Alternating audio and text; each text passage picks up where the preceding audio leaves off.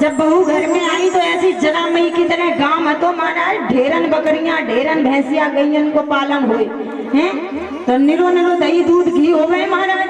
अब बहू आई शहर की पढ़ी लिखी तो बापे तो महाराज दही दूध को काम सब लेना है, लेकिन बेचारी ने सोचा कि चलो हम मट्ठा तो चला ही लेंगे, इतना काम कर देंगे। तो बेचारी के सामने जब दही आया तो वो मथने लगी, और जब दही मथते हैं मथने के बाद में क्या निकलता है?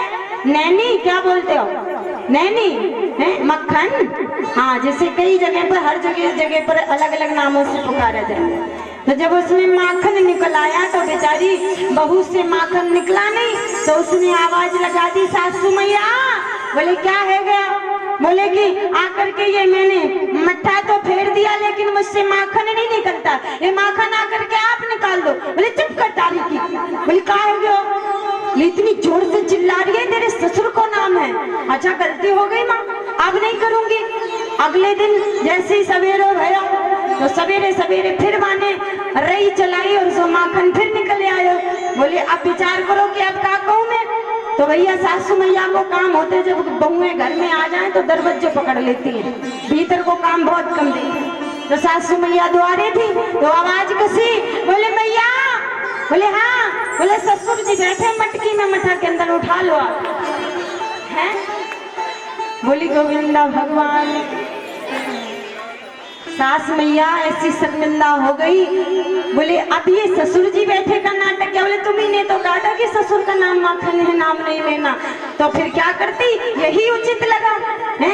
तो नाम जब बीच में आ जाता है तो यूं करके बैठ जाती। बोले नाम आ गया, बीच में नहीं लेंगे। बोले सच्चे दरबार की, राधा रानी सरकार की जय जय श्री राम। आज महाराज भीष्म पितामह भगवान श्री कृष्ण का दर्शन करते करते अपने शरीर का त्याग कर देते हैं, और जब शरीर का त्याग कर दिया तो युधिष्ठिर ने उनको मृत शरीर की अंत्येष्टि क्रिया कराई और शोकमग्न हो गए मुनियों ने भगवान की स्तुति करी। सभी अपने अपने आश्रम को वापस चले जाए। भगवान के साथ युधिष्ठिर हस्तिनापुर को चले आते हैं और चाचा धृतराष्ट्र और तपस्विनी गांधारी को ढांढस बंधाया। फिर धृतराष्ट्र और कृष्ण की आज्ञा से गांधारी दोनों समर्थ राजा युधिष्ठिर अपने वंश परंपरागत साम्राज्य का धर्म पूर्वक शासन करने लगे और भगवान द्वारका को जाने की अनुमति मांगने लगे। युधिष्ठिर ने अर्जुन को साथ भेजा, भगवान द्वारका चले जाते हैं। बोलिए द्वारकाधीश भगवान की। और जैसे ही द्वारका पहुंचते हैं भगवान, तो द्वारका की नारियों ने अटारियों पर चढ़ करके भगवान इतने दिन बाद वापस आए हैं, बड़ा स्वागत किया है। महाराज कृष्ण तो चले गए, इधर अश्वत्थामा ने जो अत्यंत तेजस्वी ब्रह्मास्त्र चलाया था उससे उत्तरा का गर्भ नष्ट हो गया था। महाराज भगवान श्री कृष्ण ने पुनः उसे जो जीवित कर दिया था, आज उन्हीं उत्तरा के गर्भ से महाज्ञानी महाराज परीक्षित जी का जन्म हुआ है। जैसे इस बालक का जन्म हुआ तो जन्म लेते ही पालती मार करके ये पृथ्वी पर विराजमान हो गया। तो इस बालक का नाम परीक्षित नहीं था, विष्णुरात था। जब ये चारों ओर अपनी गर्दन को घुमा करके जन्म लेते ही बैठ गया और घुमा घुमा करके चारों तरफ देख रहा है कि जिसने गर्भ में मुझे दर्शन दिया, जिसने गर्भ में मेरी रक्षा करी, यहाँ सब दिख रहे हैं पर वो मुझे कहीं पर दिखाई नहीं पड़ रहा है। और जब ऐसा सोचने लगा बालक मानो परीक्षा सी कर रहा हो, तो व्यास जी महाराज ने इस बालक का नाम विष्णुरात परीक्षित रख दिया, क्योंकि ये परीक्षा सी कर रहा है। और जब नाम परीक्षित पड़ा, धीरे धीरे ये बालक बड़ा हुआ। और जब ये बालक बड़ा हुआ है तो पांडवों ने ये जो राज्य है परीक्षित को सौंप दिया, और आज राज्यपाट सौंप करके सभी जंगल की ओर भगवान श्री कृष्ण के ध्यान में उनकी शरणागति में चले जाते हैं। अंततः उनको भगवत धाम की प्राप्ति होती है। राजा परीक्षित अपना राज्य संभालने लगे हैं। एक दिन राजा परीक्षित ने जो बाबाओं के राज्य का मुकुट रखा हुआ है, उस मुकुट को अपने मस्तक पर धारण कर लिया और धारण करके राज्य में भ्रमण करने लगे कि कोई भी मेरे राज्य में दुखी तो नहीं है। निकले ही थे राज्य में भ्रमण करने के लिए कि राजा परीक्षित ने क्या देखा कि महाराज एक गाय माता मलमूत्र को त्यागती हुई रोती रमाती चीखती चिल्लाती चली आ रही है। गाय माता को जैसे ही देखा, वो कोई साधारण गाय नहीं है, वो पृथ्वी है। और गाय माता के पीछे देख रहे हैं एक धर्म है जिसके 3 चरण टूट चुके हैं, एक ही चरण से लंगड़ाता दौड़ता चला आ रहा है। गौ माता को आज राजा परीक्षित ने रोका, तुम क्यों रो रही हो? मेरे राज्य में तुम्हें क्या कष्ट है? जब ऐसा कहा तो कहते हैं गौ माता रो करके कहने लगी, तुम कौन हो? क्योंकि वो घबराई हुई थी, उसे किसी पर भरोसा नहीं हो रहा था। इस कलयुग में घबराओ नहीं, मैं इस राज्य का राजा हूँ, मेरा नाम परीक्षित है, मैं पांडवों का पौत्र हूँ और तुम घबराइए नहीं। जब ऐसा कहा तो गाय माता ने, पृथ्वी माता ने रोते रोते कहा, मैं पृथ्वी माता हूँ और आज मजबूरन मैंने गाय का रूप धारण किया है। मेरे पीछे जो आप इस बैल को देख रहे हैं, ये कोई साधारण बैल नहीं है, ये साक्षात धर्म है जिसने मुझे संकट में देखा है। जब पृथ्वी ही संकट में है तो धर्म कहता है कि मेरे रहने का यहाँ क्या मतलब होगा। ये भी दौड़ पड़ा है और जैसी परीक्षित की दृष्टि पड़ी तो एक काला कुरूप रूप धारण किए, हाथ में मूसल धारण किए, दोनों का पीछा करते हुए महाराज कलिकाल चला आ रहा है। ए रुको! राजा परीक्षित ने रोक लिया, तुम कौन हो? और मेरे होते हुए मेरे राज्य में दोनों को तुम्हें सताने का कोई भी हक नहीं बनता। अधिकार किसने दिया? तलवार को निकाला और तलवार को निकाल करके आज में मारना चाहते हैं। जैसे कलयुग को मारना चाहा, कलयुग हाथ जोड़ करके कहने लगा, देखो अगर तुम मुझे मार दोगे तो ब्रह्मा की बनाई हुई सृष्टि का अनर्थ हो जाएगा। मैं 4 ही भाई हूँ, 4 युग हूँ, सतयुग, त्रेता, द्वापर और कलयुग, और इन चारों में से आपने अगर किसी का भी वध किया तो याद रखना महाराज, एक का भी अगर आपने वध कर दिया तो ब्रह्मा की बनाई हुई सृष्टि का अनर्थ हो जाएगा। तो क्या करूं? राजा परीक्षित ने आज उपाय सोचा, मैं तुम्हें मारूंगा नहीं, मैं तुम्हें 4 स्थान देता हूँ जहाँ जुआ खेला जाता हो, जहाँ झूठ बोला जाता हो, जहाँ पराई स्त्री का साथ किया जाता हो और जहाँ मदिरा पान करी जाती हो। कलयुग ने सोचा कि ये तो बहुत ही तुच्छ स्थानों पर मुझे बास दे दिया है। मन में सोचा विचार क्या, 5वां स्थान मुझे मेरी मर्जी से मिल सकता है, मांग लो। 5वां स्थान स्वर्ण में मांग लिया। राजा ने कहा एवं मस्तु, ऐसा ही होगा। अब वो कलिकाल और कहीं नहीं गया, सोने का जो मुकुट बाबाओं के राज्य का धारण किए हैं राजा परीक्षित, उसी में प्रवेश कर जाते हैं। बोले परीक्षित जी महाराज की। आज कलिकाल मस्तक पर प्रवेश कर गया। इधर गौ माता को सांत्वना देकर के पृथ्वी को वापस किया, धर्म के 3 चरण वापस लौटाए और उन्हें भी सांत्वना दिलाई और वहां से लौटा दिया। लेकिन राजा जैसे ही वहां से चला है कि राजा परीक्षित की मति मानो भ्रष्ट हो गई है, बहुत जोर से प्यास लगी है। दूर से देखा एक कुटिया दिखाई पड़ रही है, शायद यहाँ मुझे जल मिल जाए। समीक मुनि का आश्रम है। आश्रम पर देखा समीक मुनि तपस्या कर रहे थे और मुनि जब तपस्या करते हैं तो बाहर का सुनना बंद कर देते हैं, बाहर का देखना बंद कर देते हैं। इन्होंने जाकर के आवाज लगाई, बाबा बाबा मुझे जल दे दो, लेकिन बाबा बोले नहीं। तो गुस्सा आ गया, क्रोध आ गया। ये राजा परीक्षित को क्रोध नहीं आ रहा है, ये सब कौन करा रहा है? कलिकाल जो मस्तक पर विराजमान है, वही मरा हुआ एक सर्प पड़ा है। अपने धनुष की नोक से सर्प को उठाया और महाराज ऋषि के गले में डाल दिया और डाल करके आज वहां से राजा परीक्षित चले आए। इधर कुछ ऋषियों के साथी खेल रहे थे, उन्होंने जब देखा तो उनके पुत्र श्रृंगी ऋषि को ये सूचना दे दी। और जब श्रृंगी ऋषि को ये पता चला, गंडकी नदी से आचमन, उसके जल से आचमन करके कह दिया, मेरे पिता को जिसने भी गले में मरा हुआ सर्प डाला है, मुझे श्राप देता हूँ कि आज से 7वें दिन ये ही तक्षक नाग बन करके उसको दंश लेगा, जिससे उसकी मृत्यु हो जाए। याद रखना, ये जो 7 दिन का श्राप लगा वो राजा परीक्षित को ही नहीं बल्कि हम सभी को लगा हुआ।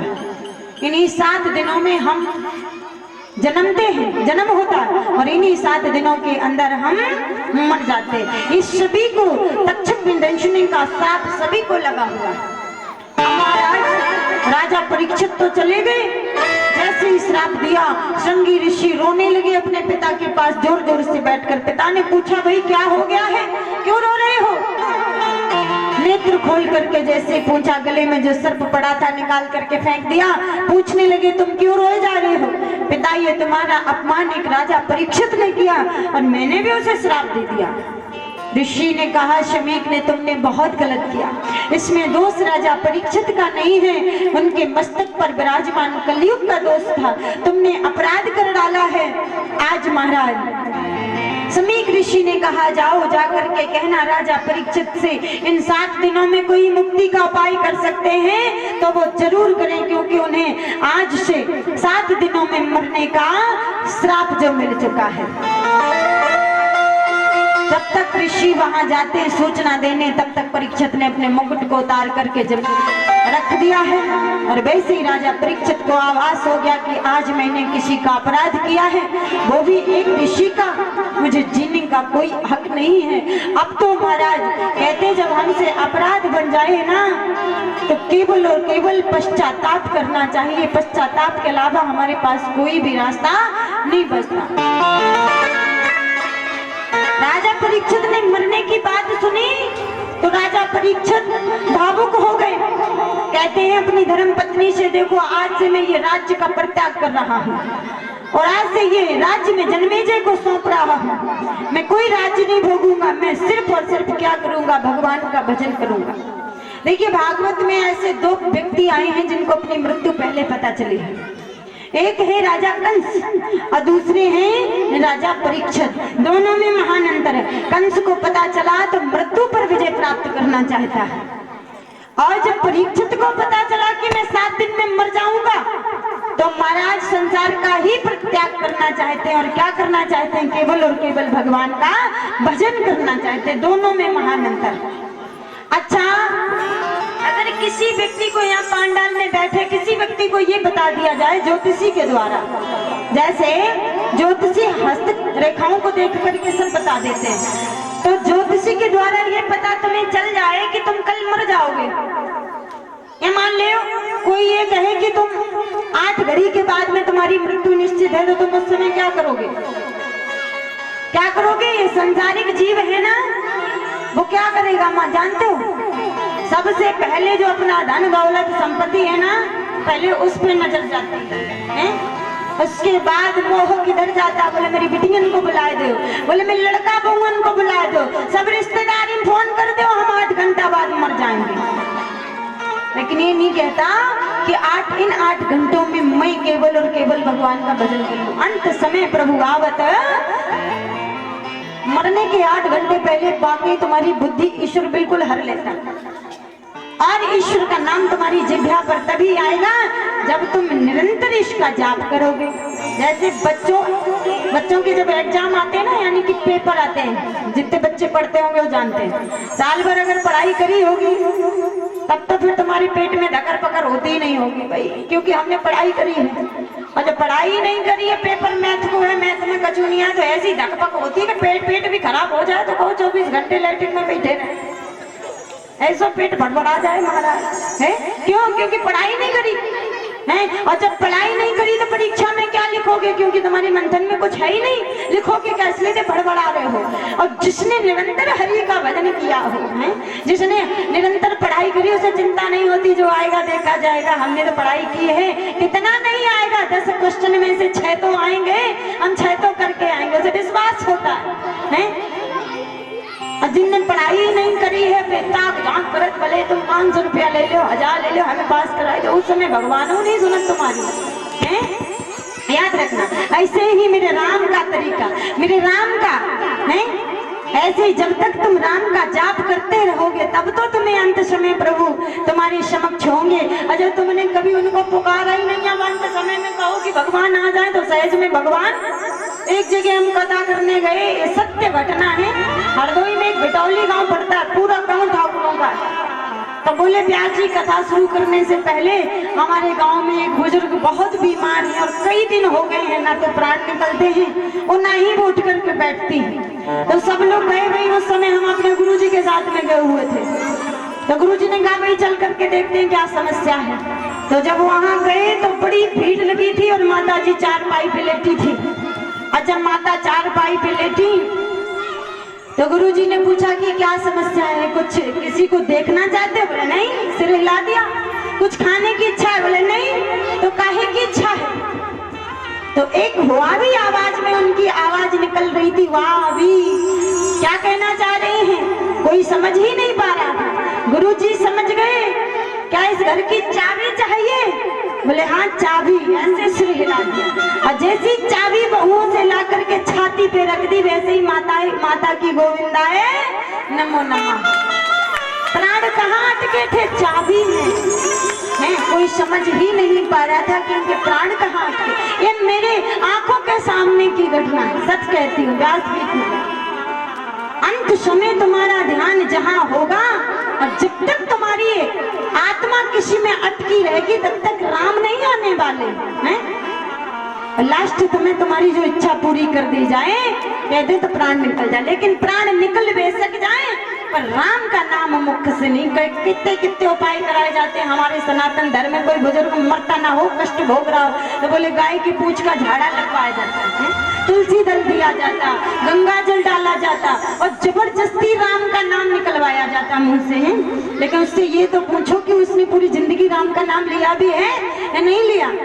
इसीलिए कहते हैं कि सब कर्म करने के साथ राम का नाम जरूर लेना चाहिए। बोली गोविंदा भगवान की, बोली सांचे दरबार की जय जय श्री राधे राधे श्याम। तो आज राजा परीक्षित ने घर का परित्याग कर दिया। यहीं से श्री सुखदेव जी महाराज और राजा परीक्षित का मिलन होगा। बोलिए श्री सुखदेव जी महाराज की। श्री सूत जी महाराज कहते हैं इसके बाद ध्यान विधि और भगवान के विराट स्वरूप का वर्णन आता है द्वितीय स्कंद में। सृष्टि वर्णन की कथा श्री सुखदेव जी महाराज राजा परीक्षित को श्रवण करा रहे हैं। श्री सुखदेव जी महाराज कहते हैं राजन परीक्षित, इसके बाद बड़ी ही पावनमयी रश्मयी आनंदमयी कथा आती है। तो इससे पहले सभी लोग एक प्यारा सा छोटा सा संकीर्तन बोलेंगे, पुनः कथा का आनंद लेंगे। बोलिए सतगुरुदेव भगवान की जय हो। बोलिए राधा